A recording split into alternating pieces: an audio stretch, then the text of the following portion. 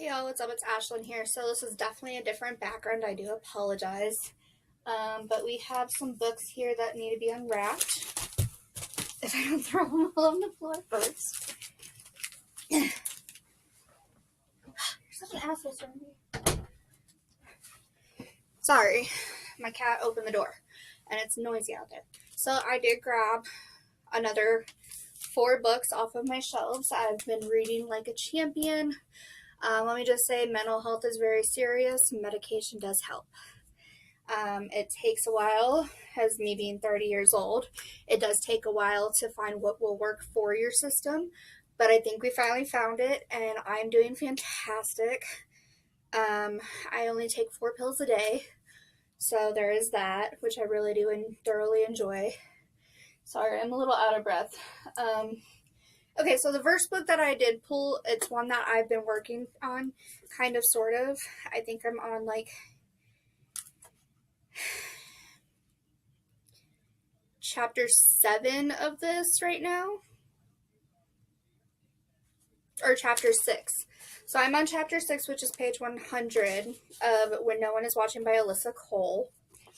I want to definitely get that one read. It's pretty good so far. My goal is to have, by the end of the year, all of my wrapped books unwrapped. So let's hope and pray for that. So I'm just going to go from biggest to smallest, I think. So, actually we'll just randomly put them around each other. Do a little number like this. And then flip it. Not even looking right now. Okay, so the first one is this really pretty silver one. My best friend did an amazing job wrapping this. This is definitely not my wrapping. So, she wrapped my books for me. So we're going to see what it is. Oh! Okay, so this one's a little bit of a creepy one. This is You'll Never Know, Dear by Hallie Ephron. A novel of suspense. So it looks like this. It's a little doll head. It says, Lizzie Woodham was only 7 years old when her little sister Janie disappeared. They had been in the front yard playing with their dolls, custom creations made for them by their mother, Miss Sorrell, a famous doll maker. Lizzie wandered off for a moment when she returned to the yard. Janie was gone, and so was her doll. Now an adult with a college-aged daughter of her own, Liz has never stopped blaming herself for what happened, and it continues to haunt her. Every year on the anniversary of Janie's disappearance, Miss Sorrell places a classified ad in the local papers with a picture of Janie's one-of-a-kind doll, offering a cash reward for its return. Never in all these years has anyone brought her a doll that could be Janie's until now. 4 decades after Janie went missing, a woman responds to the ad with a broken porcelain doll. What begins as a small clue in a tragic cold case turns into something far more sinister. The women in Miss Sorrell's family may be in danger because whoever knows the truth about what happened all those years ago will do anything to keep it hidden. So yeah, we have this. It is not as big as most of our books usually have been lately. It's about 288 pages and 48 chapters. So it's under 300 pages. So that's a good one. Oh, and When No One Is Watching is over 300 pages. I can't do it right now. I'm so sorry. Okay, next we have this really pretty like purple and blue and orangey type one. I did wrap this one. So it doesn't go as good as the others. Oh gosh. Okay. And now I'm not saving wrapping paper. Oh! Okay, so this is Made You Up by Francesca Zappia. Reality, as it turns out, is not always what you think. Armed with a take-no-prisoners attitude, her camera, a magic 8-ball, and her only ally, her little sister, Alex fights a daily battle to decipher what is real and what is not. And after an extremely unfortunate incident, Alex is ready for a fresh start at a new school where no one recognizes her. Before she knows it, Alex is making friends, going to parties, falling in love. But her inability to separate her delusions from reality is always just under the surface, and it could have disastrous consequences for the people closest to her. And this one is kind of a little bit of a chunk. It is 428 pages, and it's an epilogue. Hold on. And 63 chapters. So this one's over 400 pages. These are very probably not going to be getting completed by the end of the month because I have a lot of other books that I'm currently reading from the library. This one that I keep throwing all over the place is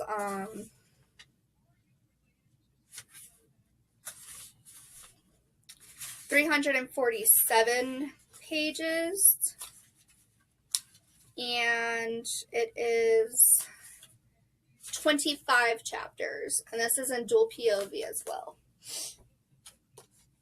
So you have under 300, over 300, and over 400 for the book so far. We have 2 more.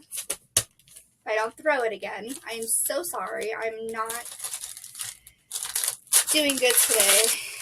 Okay, this one is Joan Hess, The Murder at the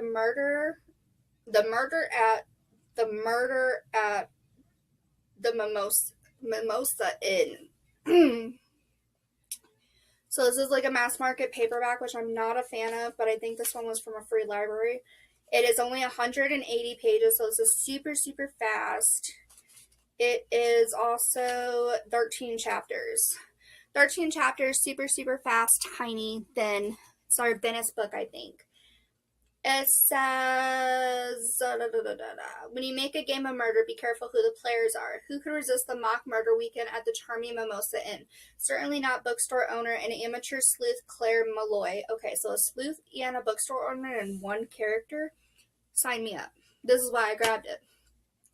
Who decides to bring her petulant daughter Karen along for some detecting. As the guests settle in for a weekend of sleuthing, dressed as their favorite literary detectives, many a Miss Marple and Hercule Poirot stand poised to solve a murder. But fiction becomes alarmingly real as the mock murder victim isn't just playing dead. He's really been bashed to death.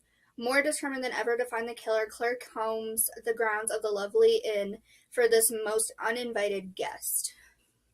Okay. And the last one we have before I go to the library and go grab more books, because, you know, why not? Not just my library, but my public library as well. Okay, I'm happy with this one. There Are No Saints by Sophie Lark. This is the first book in the Center's Duet. Okay, so fun fact, when I went to the pool the other day, I grabbed the wrong book. I did not know that the first one was wrapped and the second one is not wrapped. I don't know why I did that. I think I did that totally backwards. But we finally have the first book because I was like, I can't read this one. It talks about the second book, and I'm like, what was the first book? And I looked, and this is the first book, and the black cover is the second book. So I'm really happy about this. This is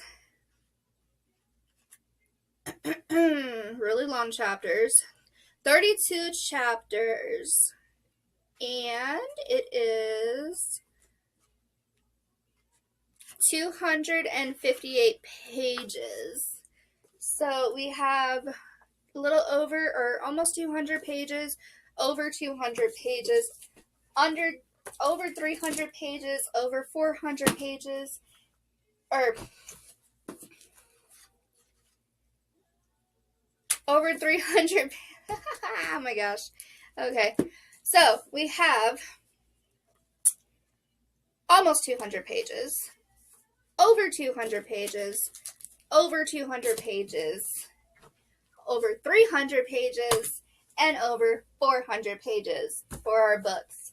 That is a lot of books, but we are going to talk about this one really quick.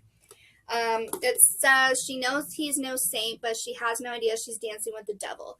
Cole Blackwell values control. He's the hottest sculptor in San Francisco, wealthy, successful, and respected. His only weakness is the dark impulse he carefully conceals. In truth, he's not just an artist. He's a predator, and the city is his hunting ground.